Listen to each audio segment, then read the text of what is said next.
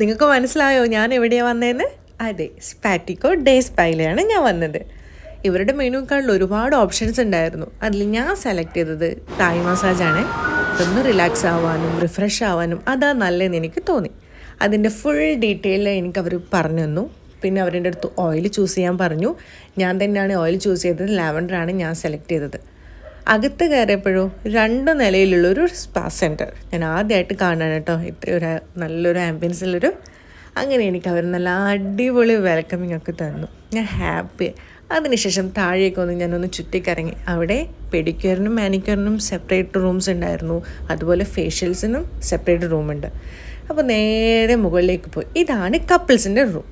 കപ്പിൾസിന് വേണ്ടിയിട്ടുള്ള സെപ്പറേറ്റ് റൂമാണ്. രണ്ടുപേർക്കും ഒന്നിച്ചിരുന്ന് കപ്പിൾസിനെ വന്നിട്ട് ഹാപ്പി സ്പാ ചെയ്യാനുള്ള ഒരു സ്ഥലം. അതിനുശേഷം നമ്മൾ നമ്മുടെ കാര്യത്തിലേക്ക് കടന്നു. Thai massage. അവരെന്നെ ചവിട്ടി പിഴിഞ്ഞു എന്ന് വേണമെങ്കിൽ പറയാം.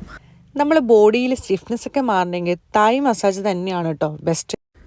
അവരുടെ ഈ മൽപ്പിടുത്തം കണ്ടപ്പോൾ ഞാൻ ഒരു നേരം വിചാരിച്ചു, ദൈവമേ തായ് മസാജ് എടുക്കണ്ടായിരുന്നു എന്ന്. പക്ഷേ ഈ ചെയ്ത് കഴിഞ്ഞപ്പോഴല്ലേ ഈ കാര്യം മനസ്സിലായി. നമ്മുടെ ഫുൾ ബോഡി അങ്ങ് സ്ട്രെച്ചായി. അടിപൊളിയായിരുന്നു.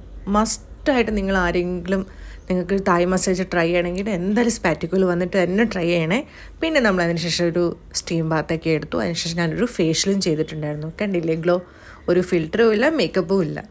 ഇനി അതിനുശേഷം എനിക്കൊരു നല്ലൊരു ഹോട്ട് ഡ്രിങ്ക് തന്നിട്ടുണ്ടായിരുന്നു. അതൊക്കെ കഴിച്ചപ്പോഴേക്കും ഞാൻ ഫുൾ ഹാപ്പിയായി, ഒന്ന് റിഫ്രഷായി. Thank you സ്പാറ്റിക്കോ.